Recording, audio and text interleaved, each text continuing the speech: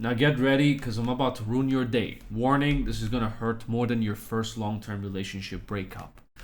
Johnny Somali's biggest charge has been dropped. Right at the spot. I know. I told you it's gonna hurt. Legal Mindset just posted a video saying charge dropped, but he still loses. Here's why. I have some things about to say about some of the bullshit he says. I'm gonna friendly fire a little bit over here, but we'll talk about it later on in a video. Now, he shared a screenshot of Johnny apparently sharing this screenshot of an email he received from the criminal justice system, an update in his case. The email says, "We would like to inform you of the disposition result of your case, of the violation of Child Welfare Acts, coercion of Shakalaka Boom Boom against a cupcake, SH, and etc. Not guilty. The reason, insufficient evidence." So for some context, Johnny's being charged with 5 charges, 2 counts of obstruction of business, 2 counts of violating the Minor Crime Acts, 1 count of violating the Special Act or sexual violence crimes.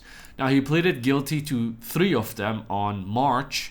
1 obstruction of business, 2 counts of minor acts. This is the fish one and the noodle one. But there was one in Motor World, the theme park that he went to, where, you know, he disturbed the peace. He ruined the business over there. And additional to that, it was the TTS that he played on his stream of sexual noises around children. 아이들과 섹스하고 싶다가는 아이들과 섹스하고 싶다가는 That was the charge that was dropped. That was going to be like heavy sentencing on it. But the prosecutors thought that it's not a big deal of a TTS playing around children, of it saying, "I want to shakalaka boom boom," you know, minors in South Korean. Johnny replied to the email by saying, "All child welfare charges against me have been dropped by South Korean prosecutors. Fake news media, gossip YouTubers, and wannabe journalists must retract their false claims immediately or face legal consequences for defamation. You've been warned." My timbers have shivered, Ismail.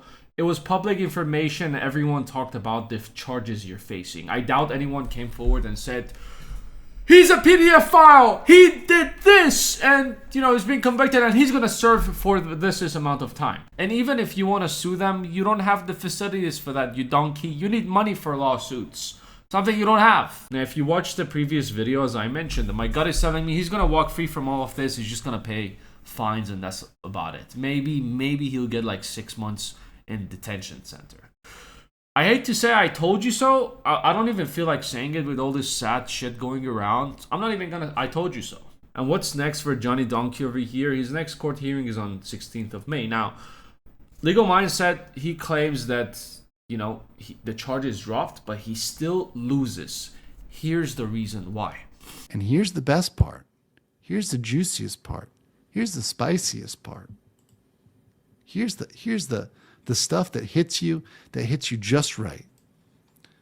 The charges can be reopened. So the prosecutors decided not to bring it. But guess what happens if there's a bunch of public sentiment from global media coverage that says, "We believe that he should be charged with this, and we believe there is evidence." This never hit the trial stage. And because this was not dismissed at the trial stage, it was just the prosecutor saying, "Hey, we're not going to bring that," it can be reopened. Now, unless Johnny decides to go and actually shakalaka boom boom or, you know, harass a minor who's under 16 years old, it's South Korea, age of consent, there is no reopening in the case. It's going to get reopened because it's going to be a media coverage, and media is going to be like, "We believe there is evidence," and South Korea is like, "Oh, since you believe, let's all open it."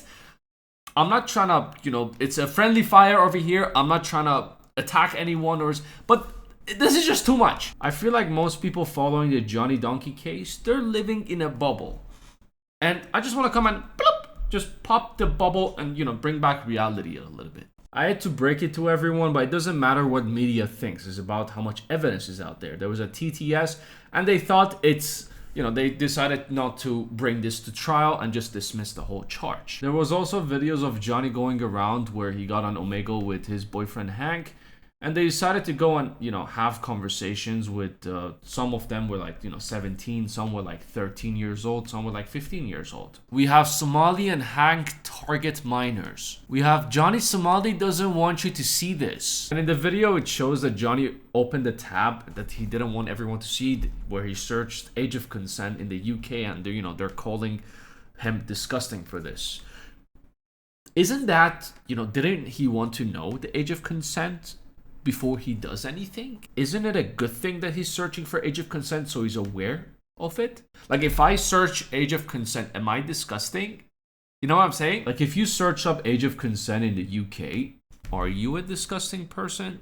Like, even in the videos that, it's been shown, targeting minors, I didn't see anything wrong with that.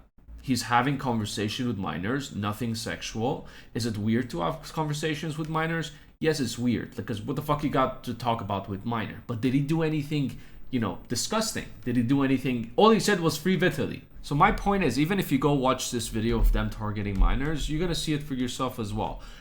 There is no evidence of, and if they dismiss that, video of him playing TTS, while he was live streaming and there were kids around of sexual things, there is no more evidence. And just because media will point their fingers doesn't matter. If they dismiss that, there is no other evidence unless Johnny decides to do something actually, and then they're gonna reopen the case. But the media pointing fingers and for it to go global, it's not gonna do shit. Now, everyone covering Johnny Somali, we're all on the same team over here. This was just a little bit of friendly fire, because I hate to break it to you sports fans, but it's all a little bit spiced up, and it's all giving you, putting you inside a bubble. I believe the second biggest one is the deep fake AI one against this other streamer where, as we discussed, the streamer decided to, go back and not press any charges, but the prosecutors already saw the filing and they decided to take it from there. And the reason why the streamer inside the deep fake AI who met Johnny Somali and Somali created a video of it, it was a whole thing, is because she didn't want to do anything about it because she was being racist inside it, but the prosecutors are taking it either way.